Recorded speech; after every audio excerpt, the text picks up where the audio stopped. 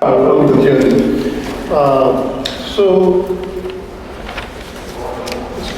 program today with Meena Ahamed and Somini Sengupta from New York Times. In my mind, deals with the most important subject for this century, and that is what was the relationship of India and America.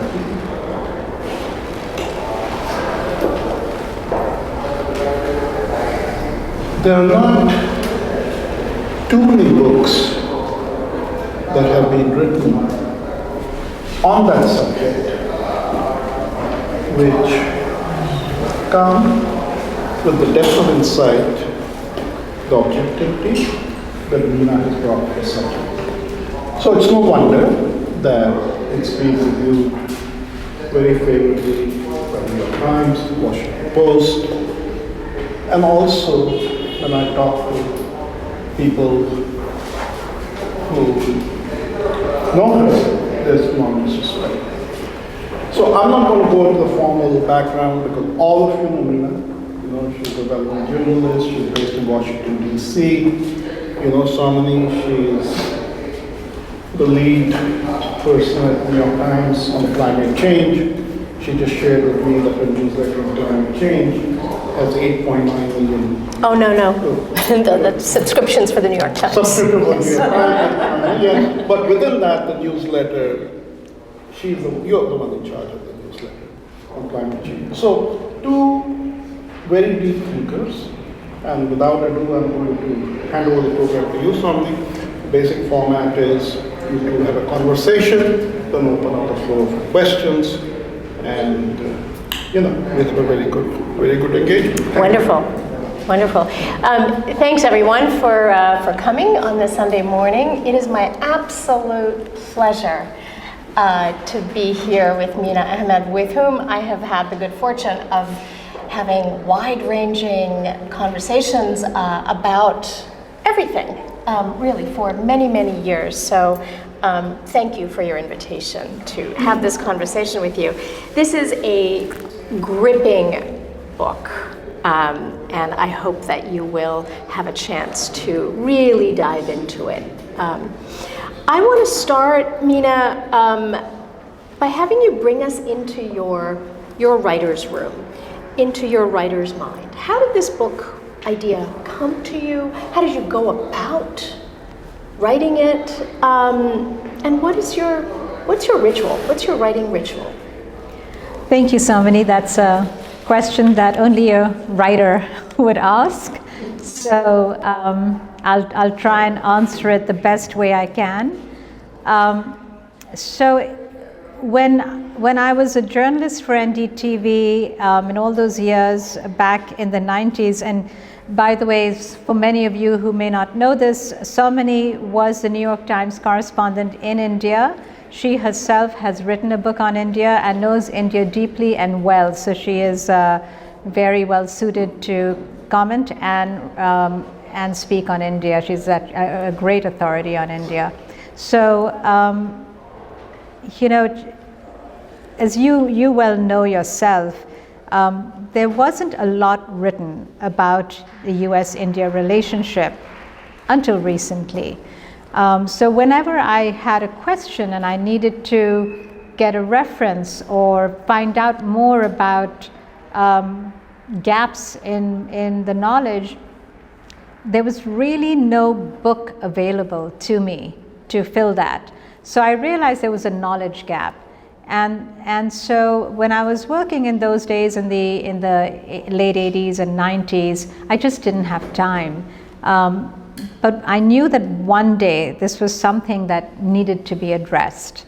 I'm happy to say that today there have been a lot of books written about India. They tend to write about, people tend to write about specific things. I actually don't think that there's anything that's been written that's been comprehensive in the way that I've done it, which is US administration by administration. And that's done a sort of deep dive.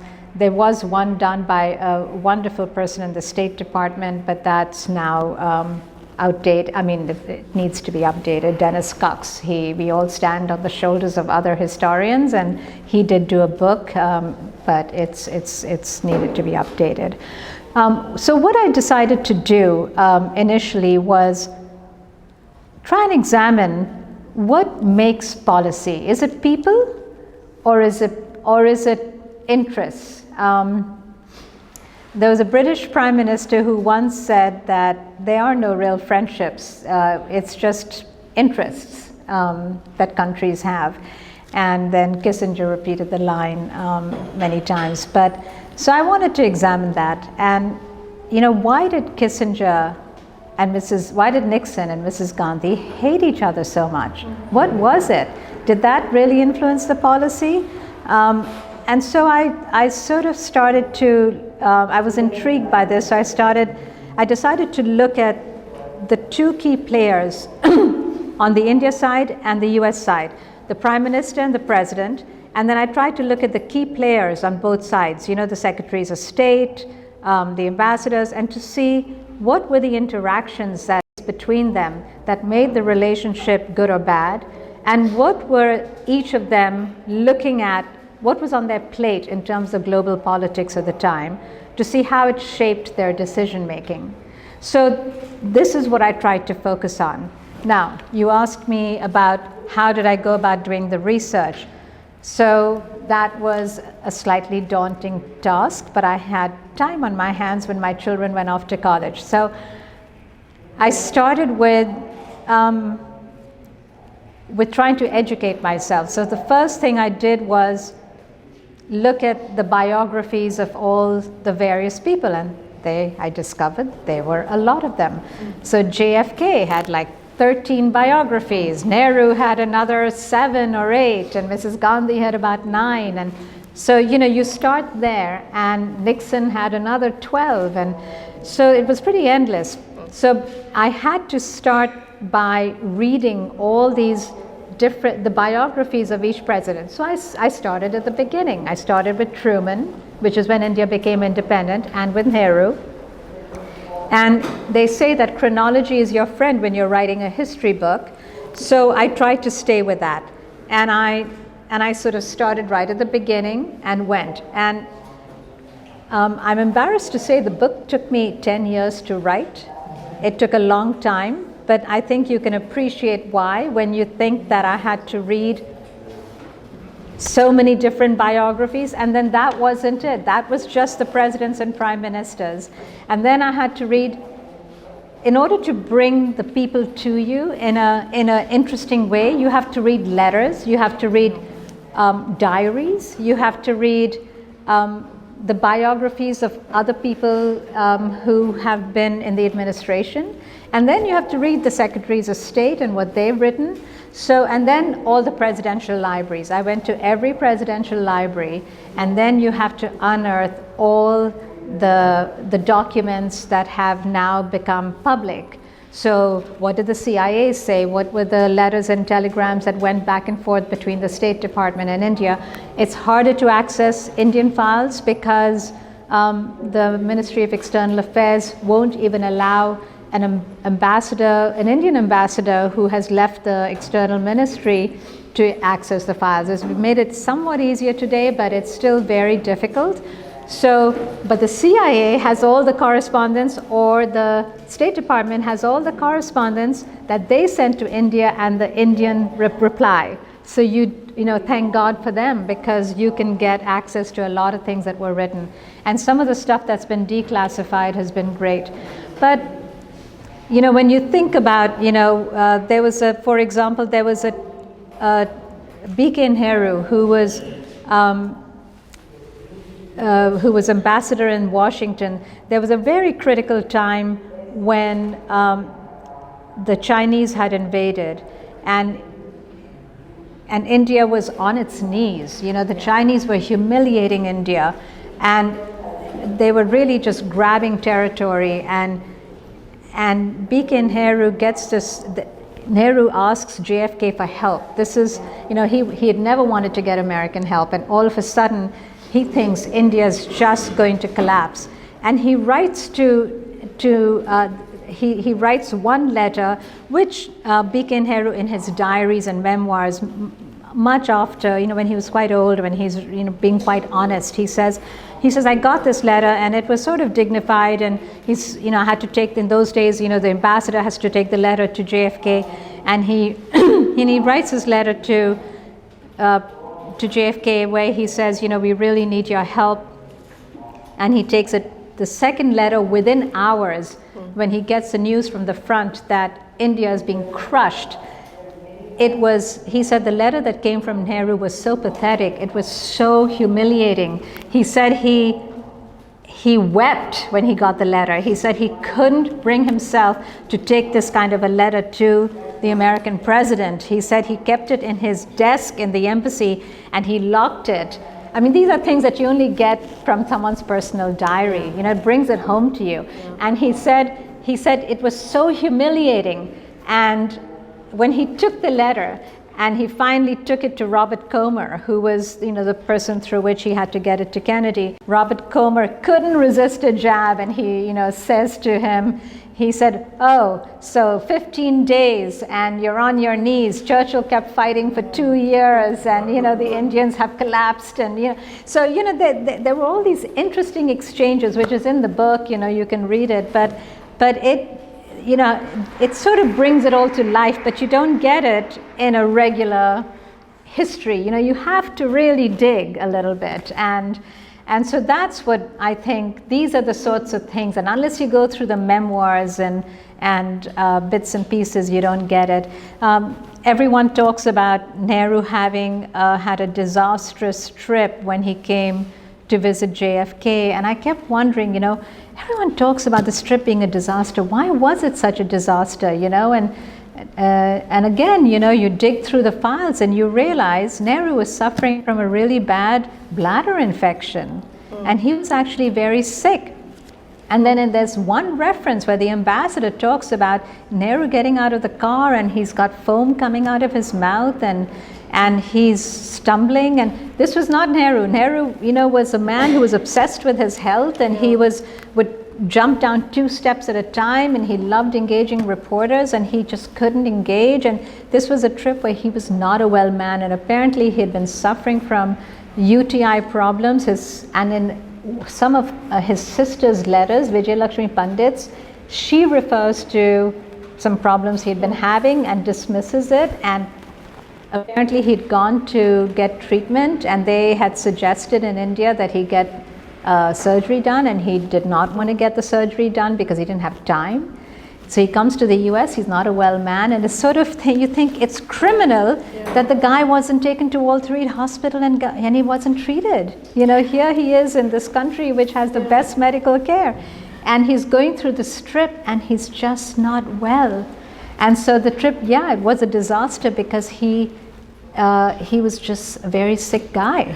I want to come back. So anyway, I don't want to get, but anyway, so this is just to give you an illustration of how you have to really almost become like a medical sleuth at times, and sometimes you have to take all this investigation through to find out. But it really affected the relationship because JFK thought that Nehru was past it, and he thought he couldn't do business with Nehru, whereas he used to think that Nehru was the man in Asia that was going to contain Chinese communist aggression, and this really affected the relationship. So I want to come back a little bit to the individual relationships that you portray so effectively, but I want to ask you a more general question. The United States and India, so obvious, share such profound commonalities, right? Large, diverse countries with a kind of fundamental inequality built into both societies that a democratic experiment tries to redress. Right. And yet, for all these years, this relationship has been so difficult. Why? Well, I think there were some fundamental cultural differences that some things it's hard, some things are just hard to explain, but some things I think were profoundly culturally different. So I'll take one other example out of Nehru's India, only because it's such a great example. Nehru was slightly misunderstood in the US because he inherited, contrary to what the British like to portray about, having given India the railroads and blah, blah, blah. Let's just lay it on the table. When the British left, India had, people were living on the equivalent of less than $1 a day. And literacy rates were absolutely, life expectancy was something like 35 years. And literacy rates were an abysmal like 8% or something. People here think that Indians are so highly educated. Well, it wasn't the case at the time. And so Nehru inherited an illiterate country that was extremely poor. Forget about unequal. Most of India was poor. And he had to try and figure out how to bring India into the 21st century. And so there was a lot of poverty, and he went to Russia. He made a trip to Russia, and he always said that the Russian system is not for us. I do not believe in the fact that they don't have freedom of the press and that they don't have these, they don't have a democracy. But he said he was very impressed with the fact that serfdom was abolished and all these people had some basic level of education, and poverty had been eliminated at some basic level. They had food to eat, they had shoes on their feet. And he said, how do I do that for India? And he had adopted this, whether you agree with it or not, he had adopted this 5-year plan and the sort of socialist economy, because he thought that was the best way to bring India, to help India economically. That was his plan. And he also had another vision, which was 2 visions. One, he said, science is what is going to bring India out of poverty. He said, this is the future, and he invested in the IITs and the medical sciences, and some people have criticized him for not investing in primary education and for investing in higher education, but this is my personal belief. Frankly, it worked. It took a long time. It didn't happen in his lifetime. But look around today and see. It certainly worked for the United States. It's really worked for the United States. Has benefited greatly. Yes, who put in a very small investment into some of those IITs. He used different countries to collaborate with each different IIT. Yeah. But for that small, tiny investment that they made, look at the engineers in Silicon Valley. But inequality is a result. But the thing is that he also believed in big projects to make India independent, like steel mills and stuff. So let's just take the example of that. India had no capital. There were no big businesses. And so he knew that only the state could support big enterprises like steel and coal, etc. So his big idea was to create steel mills. The US, he wanted the US to invest in it, and the US could not wrap its head around giving aid to anything that was state-sponsored. For them, it was private enterprise all the way.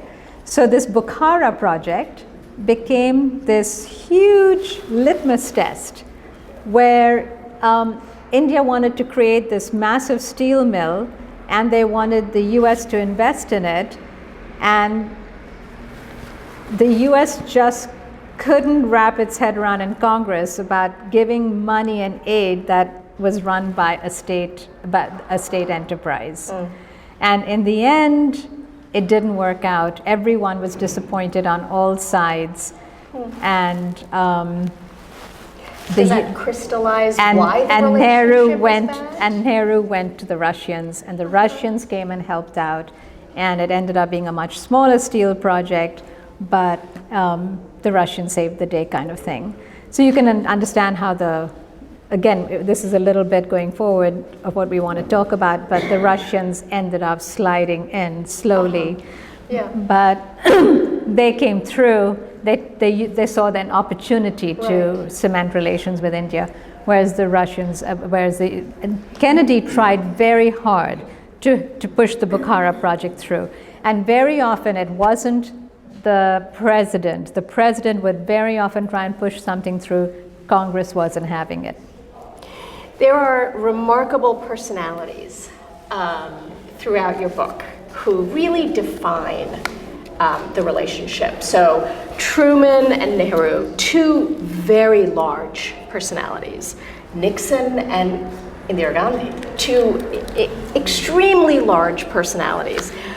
Obama and Modi, and then Trump and Modi. I mean, this relationship has been defined by larger than life men, by and large, with Yes. the distinct exception of Indira Gandhi. Take us into one really surprising or revealing relationship for you. Something that you learned that in reporting the book and researching the book that really made you surprised. Okay. Can I just read out one thing before we do that, just to go back to the steel mill for 1 second? You know, India had these amazing ambassadors. They were real stars, really. So Galbraith was the ambassador during the Kennedy time, and this just Galbraith had direct access to JFK because he was a friend of his, and so it was really helpful for India during the '62 crisis with China. But he had a wicked sense of humor, wicked. And his cables back to the US would be passed around the State Department. And Kennedy had direct orders to everyone saying, when Galbraith sends a cable from India, I want to see it on my desk immediately. And I'll just give you two examples of Galbraith's cables. He described the Saudi ambassador to India as a vast man, exceeding in diameter even the late J. Falstaff. He was not built for the desert, and all the camels should be grateful that he took up diplomacy. I mean, that's the sort of thing that he would write. And then he had a very funny thing about India's attitude towards aid. And this was to do with his steel mill. He said that the irony of India's attitude towards aid did not escape his humor. He said, we had a session on steel with the minister Swaran Singh. He would like us to finance the fourth steel mill under public ownership with no interference by us with construction or operation, although we would have an opportunity to advise. The Indians can be a bit exacting in the requirements we must meet if we are allowed to help them. And this sort of pretty much defines a lot of the way, you know, the Indians behave sometimes. So to get back to your question about one relationship between two personalities. Well, should I? What's your favorite one? Well, obviously the most tempestuous one is Mrs. Gandhi and Nixon, right? And so I couldn't figure out, you know, in some ways when you think about those two personalities, they were very similar. Although both of them would hate to be thought of as similar people. They both had deep-seated insecurities. They were both loners. They both had exposures to TB in their youth. Nixon had lost an older brother to TB who was the sort of favorite brother, who was the good-looking, athletic, wonderful brother. And who was the favorite of the parents. And when he died, you know, it was sort of a big tragedy for the family. And Nixon was always sort of the one who was the sort of blob in a way, and the hardworking, unappealing person. Mrs. Gandhi was a loner for different reasons. She was an only child, but you know, her mother had suffered from TB for a long time.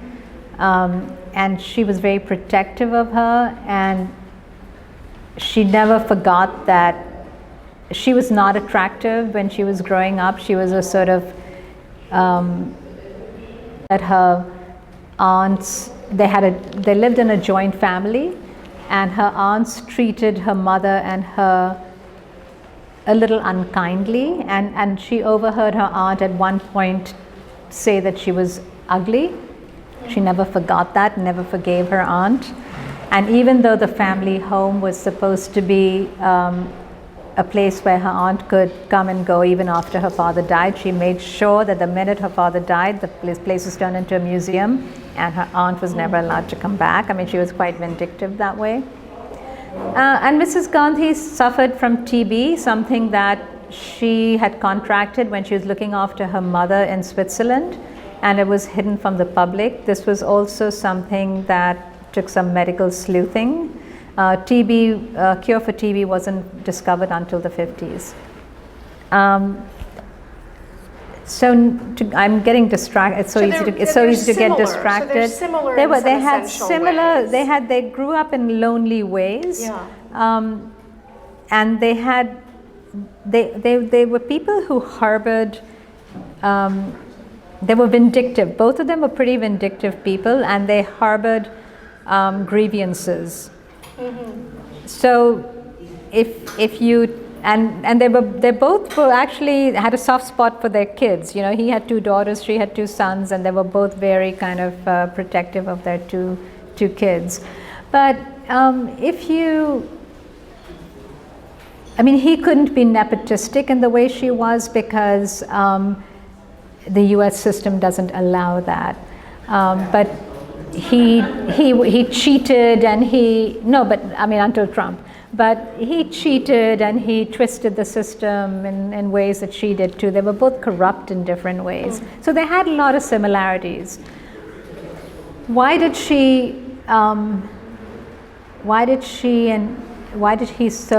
they not get along? So I kept wondering, why did they hate each other so much? Well, it turns out that when Nixon was out of office, he was trying to burnish his foreign policy credentials, because he always viewed himself as coming back to power. He knew he was going to run again as president, even though, he was Eisenhower's vice president. He lost the election after that to JFK, but he knew that he was going to run again. So when he was out of office, he goes on this trip, around the world. Comes to Asia, and he comes to India. And Mrs. Gandhi, who's just become prime minister, he wants to go meet her, and she sees him, but she's a little impatient. He's no longer in power, and she sort of makes it very clear that she has no interest in seeing him. Now, that was partly because when he was vice president, he came to see her father.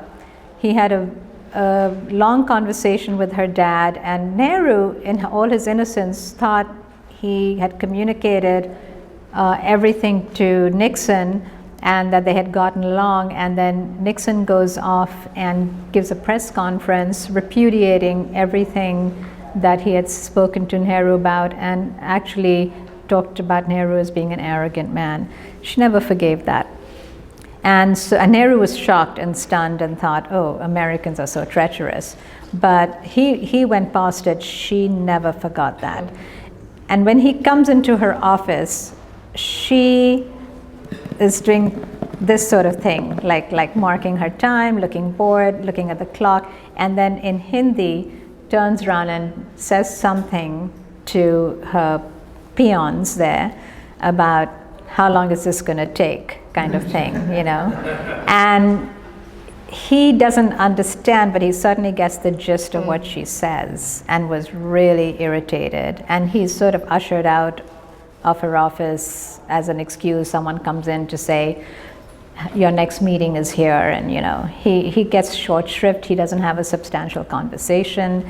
He's sort of made to feel like it was an imposition, and she was just seeing him out of politeness and pushed out the door. He goes to Pakistan, and Yahya Khan lays out the red carpet, treats him like he was still in office, gives him 21-gun salute, and treats him like he's still vice president. And he was like, this is a country where I have friends, this is a man I can deal with, this is a great guy. So I think that little incident I found buried somewhere. And for someone who's as thin-skinned as Nixon and as vindictive as him, I figured that played into, after that he thought, oh, she's a witch, she's awful, she's just, who has time for her? When he then becomes president, guess who he's going to do business with and who he has no time for. So anyway, and then it's not just about, to be fair, it's not just about people. He had this thing that he had this vision that he wanted to have a legacy where he had an opening to China. And he had tried many routes, and it's in my book, and it turned out that Pakistan had the most promising route to China. So that becomes very important. And funnily enough, Kissinger, who, when he first heard about this, said, the president's gone mad. He actually thinks we should have an opening with China. He's lost his senses. Because a lot of Republicans, remember, thought that dealing with the communists was a terrible thing. So, and now, of course, Kissinger likes to portray himself as the diplomat of the century almost like co-opting the whole China thing as his idea. But if you look carefully at history, he made fun of Nixon's opening to China. It was Nixon's idea. He had a peace and foreign affairs even before he became president, making the case for the opening to China. So it was his idea. So we have to give him credit for that. And so that became, that policy to go to Pakistan and use that as a conduit then put him at loggerheads with Mrs. Gandhi, because there was a civil war going on in Pakistan at the time. Mrs. Gandhi was on the Bangladeshi side. He thought that she was instigating the whole war and creating complications just when he wanted this opening to China to take place. And then, of course, she won. And when she won and Yahya Khan was disgraced, and Yahya Khan, he said, was a wonderful man. And, he thought that she had intentionally done all this. It just became such an unspeakable situation that you put them in the room together and you could almost see the smoke coming out of their ears. And it's described in the book, but the things that he said about her were pretty unprintable. And I've described it here, but as Kissinger said, they were not destined to be friends. Right. This brings me to what is probably the most significant force today in the India-US relationship, which is... Can I just say one thing about the Modi and the Obama thing? Because we're going to come to let's come to that. One of the most important forces to define the US-India relationship is the rise of China and the US-China rivalry. That is the most significant geopolitical force in the world today. And it's a really good time to sort of remember that, because President Biden and President Xi Jinping are due to meet tomorrow before the G20 kicks off. So as the US-China rivalry on the world stage makes India a more important partner for Washington, what are the opportunities and what are the risks, particularly at a time of democratic backsliding in India? As the US is in a rush to have this productive partnership, strategic partnership with India, what are the risks? So that's a really important question, because and we're sort of at a full circle now, because right in the beginning, even though the US and India clashed over many things, and the US Congress was so reluctant to help India because They said, why do the Indians never vote with us at the UN? They're not on our side. Why are we helping? The argument was always that India is a democracy, and it's a shining example in that landscape of dictators, communists, and military, juntas in the world. And this is a shining democracy, and freedom of the press, and equality for women and all that. So that was always the argument, and Chinese communist expansion. JFK, Truman, all of them were persuaded by this argument that the Chinese were, going to expand, and India was a frontline state. And indeed, when the '62 war happened, they were proved right that the Chinese did try and expand, and so Congress was, they showed Congress that this was a reason to support India. And now we're back full circle, and we have a geopolitical shift that's taking place. Are we on that question? Is that, yeah, so that's very, very interesting. I see I've written a piece for The Atlantic that you may want to look at, but there's a very interesting shift taking place.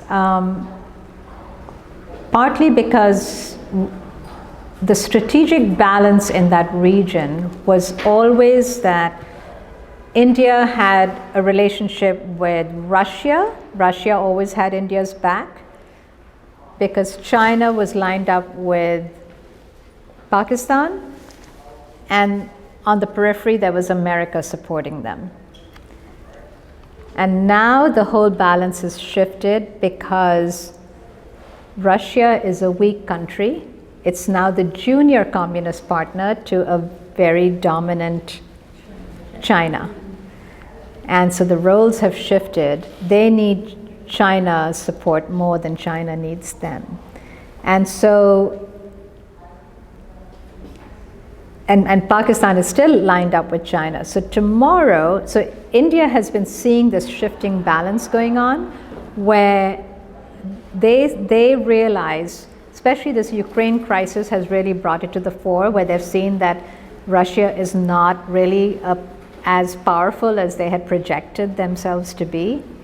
And if tomorrow China decides to have another incursion on the border with India, for example, they had one recently in 2020. India lost a fair amount of territory. It hasn't got it back yet. So if Beijing tells Moscow, do not resupply India with its spare parts, and 90% of India's spare parts are still coming from Russia, of its old military, not the new equipment, because India has diversified now substantially. So who do you think Moscow is going to listen to, Beijing or New Delhi? I think this is playing on India's mind now. So before this, India was not willing to sanction or condemn Moscow for its actions in Ukraine. But if you look at what happened in the Shanghai Cooperation recently at the organization's meeting, all of a sudden Modi's done a big turn and decided to put himself in the US camp and say the war should stop. He was very critical of Putin and his actions. And I think I'm sensing that there's a major shift going on where they feel they need to place themselves under the protective umbrella of the US because they're not so sure about Moscow right now, even though they've just bought some military hardware from them that's pretty substantial. They are anxious to diversify their risk portfolio. Strategically, they want to diversify because they're seeing there's a major shift going on, and they can't risk this friendship that's taking place. The US, of course, wants India's partnership in the Quad because they want to contain China. India is an important part of that. They want the Australia, Japan, India combination to contain China. So I think the US is probably very pleased with this new shift. It helps them because India was waffling a little bit. It was a sort of rickety fourth wheel. So that brings us to the other question. The one thing that India has retreated from recently are democratic norms. And this is a personal opinion. In my view, the US has been willing to cut India some slack on its human rights record right now, because for them the geopolitical shift that's going on is far more important. I think they've realized that doing it, confronting India directly is probably not productive. It's better to do it behind closed doors. I don't know how effective that's been.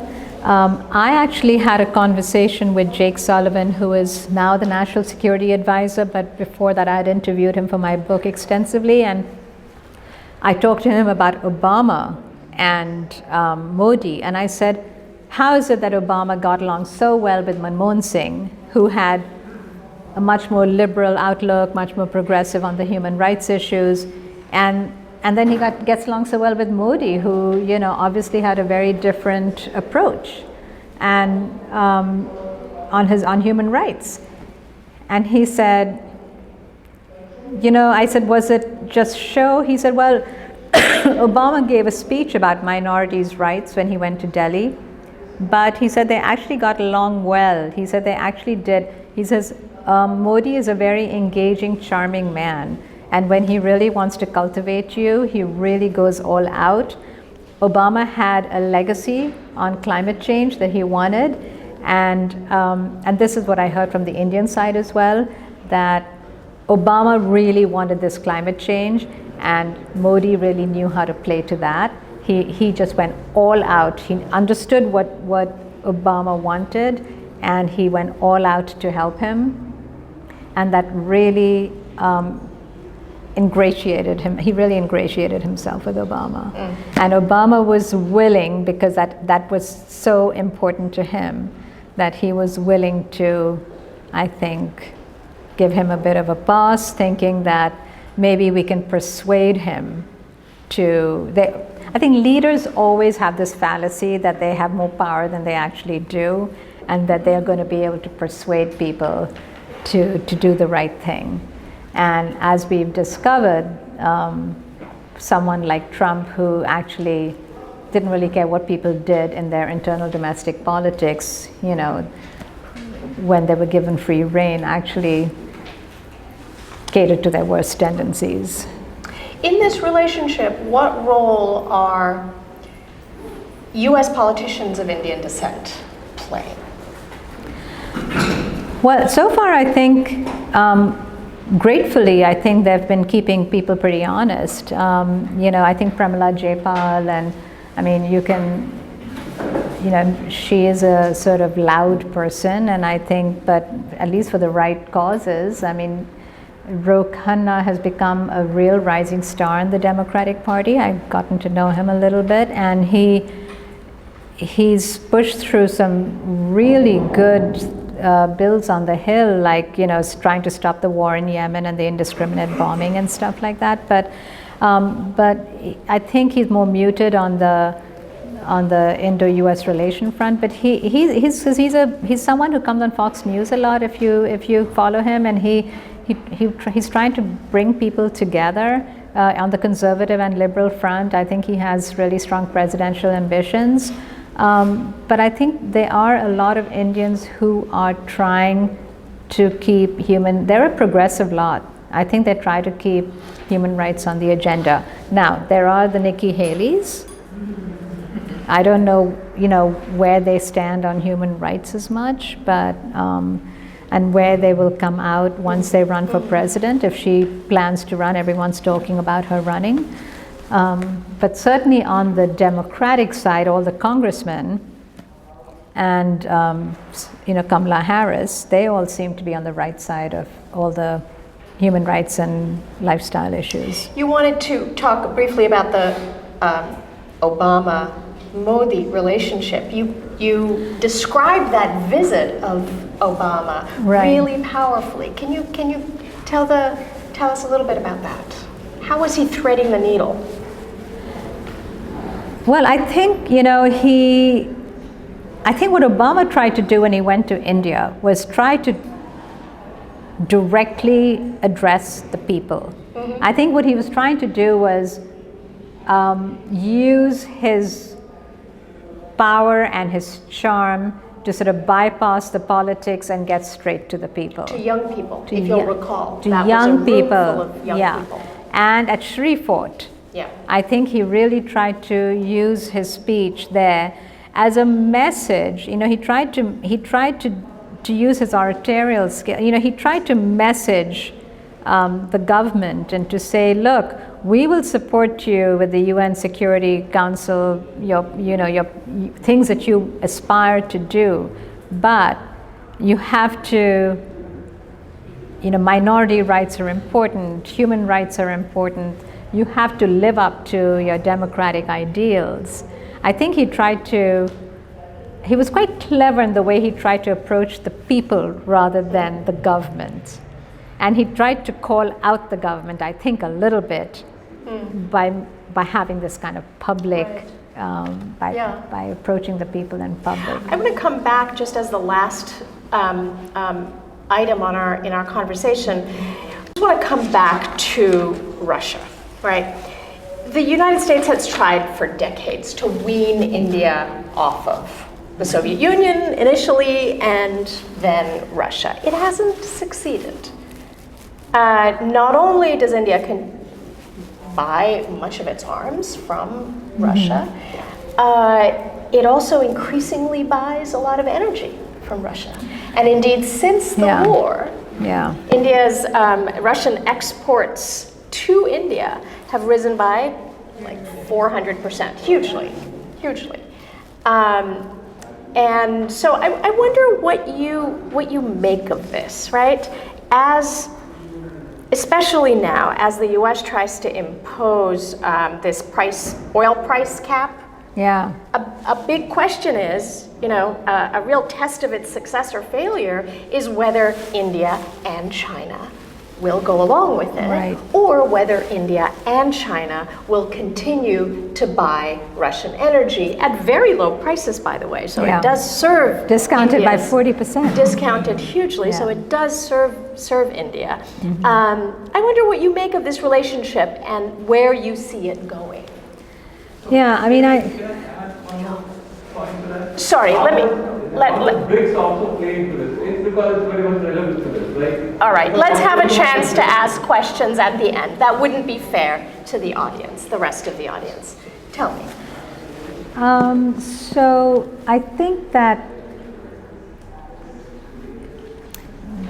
so India has a long history with having a good relationship with Russia. And I think from the Indian perspective, it would be foolish to jettison the Russian relationship completely just because of the current China situation. They have to make sure that the regional balance is kept in play. There are a lot of people in the Indian bureaucracy, for example, that still don't trust the Americans. And they turn around and see Afghanistan and Pakistan and say, well, the Americans are fair weather friends. Look, after years of being allies of Pakistan, they've dumped them and turned around, and now they're our friends.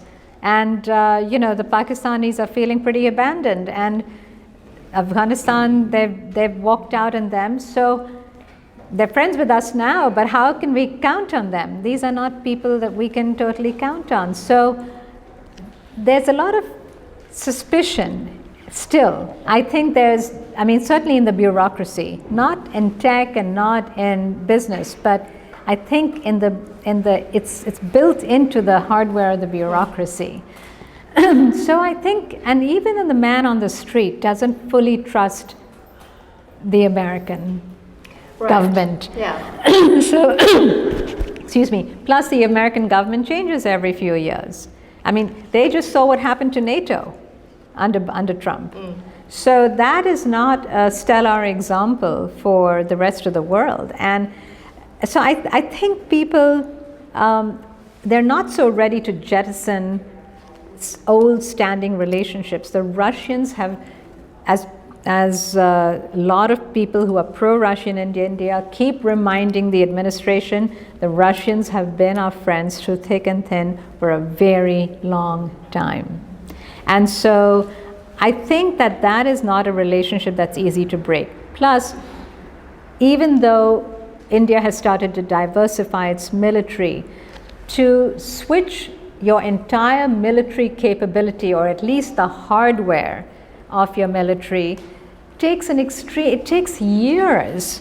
I mean, we're talking about, you know, everything from silos, missiles. I mean, it takes a very long time. So even though we are now down from 99% Russia to, let's say now it's down to 60% dependency on Russia, we still have 60% that is dependent on Russia, and 99% of that 60%, the spare parts, are still coming from Russia. If we had any kind of a threat from Pakistan, I mean, you know, India is surrounded by hostile neighbors from Russia, I mean, from Pakistan and China. If tomorrow there was a problem, we couldn't afford for 60% of our military not to be resupplied. So this is something that India is very, very cognizant about. They can't afford to jettison Russia, and as a matter of fact, they just had they just bought some. I think it's the SR-400s from Russia. That's right. Some new hardware. Some new hardware, and so that the U.S. was not terribly happy about that, but. Frankly, they were much cheaper, and the technology is as good as the U.S. equivalent. Going back in history, India was always very particular that not only should the technology, not only should they be able to buy the technology, but they wanted it to be manufactured in India so that the Indians could learn and manufacture it themselves with joint cooperation. And that was something the U.S. has always been unwilling to do. Yeah. And the Russians were. We are at time. We could go on and talk about this forever, but certainly the relationship with Russia will bear on the trust that you write about with the United States. So, 10-minute break. Feel free to step there in the other room where the author will be there to continue your conversation. I'm happy to answer a couple of questions over there.